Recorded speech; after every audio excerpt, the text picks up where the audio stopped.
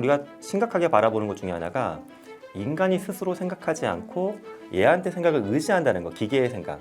이걸 굉장히 많은 분들이 걱정하시는 건데, 그러면 얘가 다양한 선택지를 만들어 줄 거예요, 대안들을. 그럼 실제 선택은 누가 할 건데? 우리가 하는 거죠. 왜 우리가 해야 되느냐? 뒤에 따라오는 게 있죠.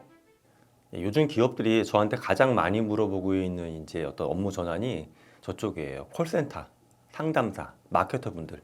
이런 직군에 하던 업무를 어떻게 하면 인공지능을 통해서 바꿀까? 사실 근데 일본 같은 경우는 재미난 것도 이미 나와 있긴 해요. 우리가 상담사라고 하면 전화를 통해 상담사만 생각하시죠. 근데 그게 아니라 인간을 대면하는 업무 중에 가장 일반적인 게 뭐 편의점, 가게 같은 데서. 그래서 일본에 나온 것 중에 저런 게 있어요. 일본인들이 좋아하는 애니메이션 캐릭터가 들어가면 점원이 서 있을 자리에 스크린으로 떠요.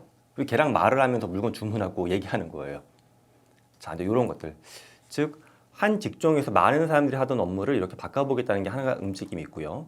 근데 두 번째는 우리가 놓치고 있는 부분인데, 우리는 자꾸 이런 소프트웨어가 뭔가 대체하는 것들은 물리적인 영역은 안 될 거라고 보십니다.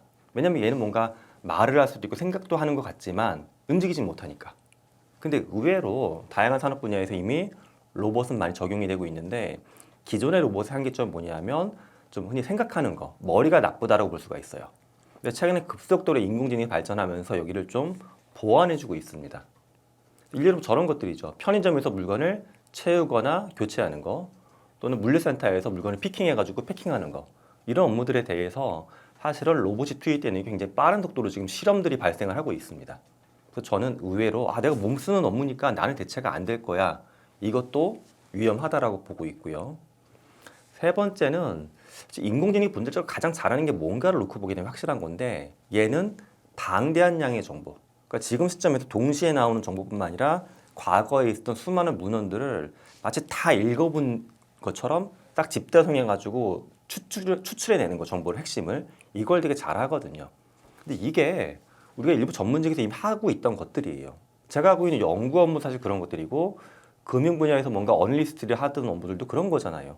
금융 관련된 정보, 경제학에 대한 이론과 최근에 발생한 수많은 기업의 어떤 항목들을 정리해서 뽑아내는 건데, 이런 게 사실 또 기계가 굉장히 잘합니다. 그래서 저는 보게 되면 직군상 대규모의 상담 업무, 대면 업무, 그다음에 그냥 단순 노무직이라고 하는 거죠. 몸을 쓰는 업무들. 그리고 지식을 쓰는 업무들 중에서도 정보를 분석해 정리하는 작업들. 이 세 가지 직군이 크게 대체가 현재 많이 프로젝트가 진행이 되고 있고, 여기서 큰 뒤집어짐이 나타날 것 같습니다. 근데 또 이 세 가지가 공통점이 있어요. 잘 살펴보시면. 이 세 가지의 공통점은 뭐냐면, 하나의 어떤 업무에 대해서 참여하는 사람이 많다라는 겁니다. 많다는 것 말은 이거를 기계화 시켰을 때 기업 입장에서 얻을 수 있는 이익이 큰 거죠. 당연히 기계화 과정에서 많은 고정 비용이 투자가 돼요. 근데 이제 경영자는 당연히 몇 년을 바라보는 거니까 고정 비용 투입이 잘 끝나고 나면 변동비가 아주 확 줄어든다고 보는 거죠. 그것 때문에 이제 많은 사람들이 들어가는 거, 요거 보셔야 되고요.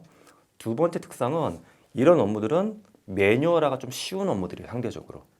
특히 상담사 같은 경우는 들어가게 되면 아예 매뉴얼이 있잖아요. 여러분 혹시 뭐 편의점 같은 데 아르바이트 해보셨으면 또 구두화돼 있지만 매뉴얼처럼 지시사항이 몇 가지밖에 없어요, 그죠? 이렇게 업무를 표준화시키기 좋은 것들을 기계를 투입하는 게 빨라지고 있고요. 세 번째는 인간이 개입돼서 하던 업무들인데, 이게 뭔가 감정 개입이 심한 업무들. 그래서 상담사 같은 경우는 정신적인 스트레스도 크고, 때로는 이분들이 참다 못 참아서 뭐 안 좋은 선택을 하시거나 고객하고 트러블이 생길 수도 있잖아요. 근데 기계는 감정 개입이 없어요, 얘네들은. 그러니까 이 감정 개입이 큰 노동 분야에 또 대체를 많이 고려합니다. 저는 그런 통계를 볼 때 좀 답답한 게 있어요. 예를 들어서 뭐 5년 후에 사라질 직업 쫙 리스트하고 존재할 직업 리스트하는데 이게 되게 안 맞아요. 이게 안 맞고 5년 이내 안 사라질 거면 어떡할 건데 라는 생각이, 무슨 말이냐면 나는 그 5년만 직업 활동하면 되는 거니까 5년 이내 안 사라질 직업을 지금 하면 되는 거냐. 저만 해도 나이가 50이 넘었지만 앞으로 2, 30년 더 일해야 돼요, 여러분. 근데 그럼 5년 이내 안 사라지는 직업도 좀 무슨 의미가 있겠어요? 저는 인간이 현재 만드는 직업은 다 없어진다라고 봅니다, 기본적으로. 그러면 나는 아무 일도 안 하냐? 그건 아니고요. 노동이 재형성되는 거예요. 무슨 말이냐면 수요는 존재합니다. 이 수요를 인간이 할지 기계가 할지 이게 달라지는 거예요. 예를 들어 수많은 계산 업무를 과거에는 제가 어렸을 때는 주판 배워서 주판원들이 하셨어요. 계산. 그 다음에 전자계산기라는 거 넘어갔고 지금은 그게 엑셀이 하고 있는 거죠. 인간이 무언가를 계산해서 정리하는 거는 수요예요. 그런 일은 있어요. 근데 이걸 옛날에 수십 명의 사람이 수작업을 했던 건데 한 명이 랩탑에 엑셀 깔아갖고 혼자 하고 있는 거죠. 대체가 된 거예요. 즉 기본적으로는 우리가 지금 인간이 하던 것들에 대해서 수요가 대체되는 거다.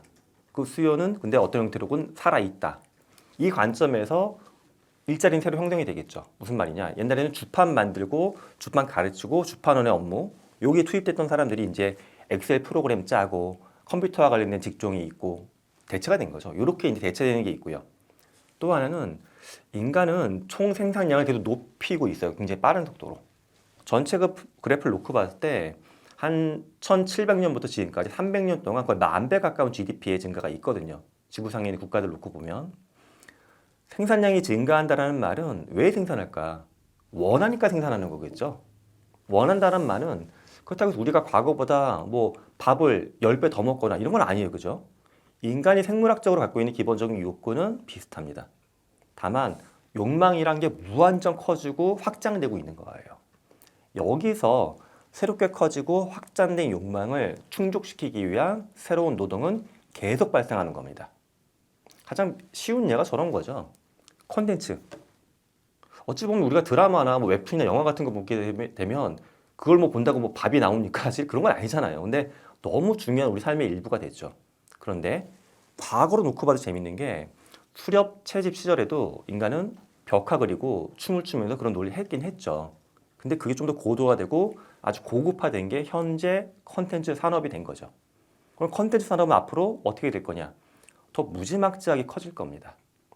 일례로 한 2주 전에 애플이 발표한 비전 프로만 봐도 애플이 다른 기업 얘기 딱 한 가지만 했어요. 디즈니. 요게 핵심이에요. 비전 프로 갖고 처음에 무슨 뭐 일하는 거 많이 보이죠. 그래서 막 창을 4-5개 띄워서 일하고 아주 그거 보면서 그 생각이 들었어요. 편하긴 한데 저렇게 일을 많이 해야 돼. 내가 창을 5개를 바라보면서 창지 2개 띄우는 것도 눈이 아픈데. 근데 이제 마지막을 잘 마사지 해주더라고. 뭐냐면 딱 디즈니 나와가지고 와 운동 농구 같은 경기 보는데 농구 볼 때 보면 그런 거 있잖아요. 난 관중석에 못 갔지만 관중석의 표정도 궁금하고 벤치에서 발생하는 일도 궁금하고 카메라 이렇게 돌려갖고 보고 싶기도 하고 이거를 비전 프로로 시연해 주더라고요. 우리는 지금 농구 보면 재밌죠. 더 재밌게 즐길 수 있는 농구 콘텐츠 이거 누가 만들까? 당연히 사람이 투입이 돼야 되는 겁니다. 그래서 인간은 기존에 있던 수요 대체가 되지만 또 새로운 수요를 계속 만들어내면서 저는 우리가 할 일이 없어지지는 절대로 않는다. 우리가 해야 된다라고 바라봅니다. 요즘에 이제 저희 대학이 기말고사 시즌이었거든요. 기말고사 볼 때 보면 저는 원래부터 오픈북, 오픈 인터넷이에요. 오픈 컴퓨터 다 갖고 와요. 학생들 되게 좋아해요. 공부 안 해도 될 것 같다고. 근데 시험을 한번 보고 나면 이제 이게 차라리 암기해서 보는 시험이 훨씬 편하구나 하는 생각을 합니다. 문제가 굉장히 좀 흔히 난해하고 어려운데 요즘엔 제가 그것도 허용을 해요. 챗 GPT 같은 거 쓰셔도 된다고 학생분들한테. 그럼 처음에 신나하면서 막 쓰세요. 근데 답안을 받아보면요. 보여요. 이분 챗 GPT만 갖고 썼다. 챗 GPT는 굉장히 안전한 일반적인 답을 줘요. 굉장히 걔가 창의적인 어떤 답을 주거나 도전적인 어떤 문제의식을 풀어내진 않아요. 걔는. 왜냐하면 표준을 쭉 뽑아내는 거거든요. 수많은 문헌에서 평균을. 근데 그건 학생들이 낼 수 있는 답안으로서 좋은 게 아니거든요. 그래서 저는 평가할 때 그 얘기를 합니다. 참고하는 건 괜찮은데 여러분만의 독특한 사고가 안 들어갔으면 그건 무의미한 거 아닙니까? 저는 이게 노동환경의 앞에 흐름을 대변하고 있다고 봐요.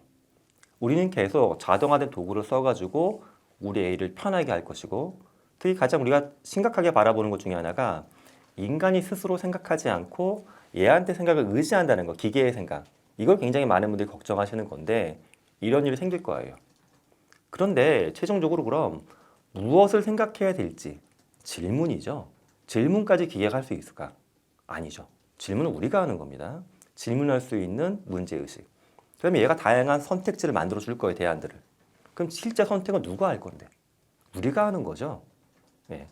그리고 왜 우리가 해야 되느냐? 뒤에 따라오는 게 있죠. 책임입니다, 책임. 그로 인해서 뭐 지구가 이렇게 되고 저렇게 되고 사회가 좋아지고 안 좋아지고 그 책임을 기계가 그런 거니까 나는 몰라. 이건 말도 안 되는 거잖아요. 그래서 저는 이렇게 더 질문을 하고 뭔가 선택을 해서 결정을 하고 책임지는 거. 이게 인간의 노동시장에서 핵심적인 역량으로 들어간다라고 봅니다. 이쯤에서 또 한 가지 고민할 부분은 인간이 뇌를 쓰는 방식에 대한 부분도 한번 더 짚고 넘어갈 부분이 있습니다. 인간의 뇌는 단순하게 보게 되면 약간 두 덩어리로 생각해 볼 수가 있어요. 한 80에서 90% 우리가 이제 뇌를 쓰는 방식은 굉장히 직관적이고 본능적으로 결정하는 것들이에요. 저만 봐도 지금 강의하면서 손을 이렇게 많이 움직이긴 하는데 제가 말할 때 몸통적이 좀 있는 편이에요. 그렇다고 해서 하나하나 지금 여기서 손을 펴야지, 줘야지, 옮겨야지 생각을 막 하고 있지는 않죠. 계획도 없어요, 이런 건. 근데 그때그때 본능적으로 이렇게 하는 건데 이렇게 본능으로 작동하는 영역이 1번 머리예요. 시스템 1. 근데 시스템 2는 뭐냐 하면 논리적이고 분석적이고 체계적이고 깊이 있게 고민하면서 생각하는 게 시스템 2예요. 근데 인간은 이게 이것만 계속 쓰면 머리에 가부하가 오니까 실제 한 1, 20%밖에 안 써요, 이 영역을.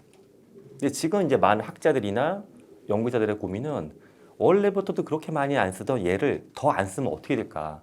시험 볼 때도 자꾸 뭐 GPT 같은 거 활용하고 하다 보면. 근데 저는 그렇게 봐요. 제 학생들한테 GPT를 쓰라고 하는 이유는 여기서 답을 갖고 와요. 근데 이걸 보게 되면 내가 했던 생각하고 비슷한 게 꽤 있긴 있어요. 그럼 뭐냐면 이거를 그냥 옮기면 당연히 제가 알거든요. 뻔한 답이니까. 그럼 더 복잡하게 생각을 해야 돼요. 아, 얘가 갖고 이 답의 문제점이 뭘까? 뭔가 독특한 포인트 뾰족하게 만들어 볼 게 없을까? 저는 이게 시스템 2를 더 깊게 돌리는 구조라고 봐요. 인간의 뇌를. 우리가 노동에서 기존에 많은 거를 접촉해서 분석하고 만들고 결정하는 것들 있었어요. 여기에서 모든 영역에서 기계 도움 받을 겁니다.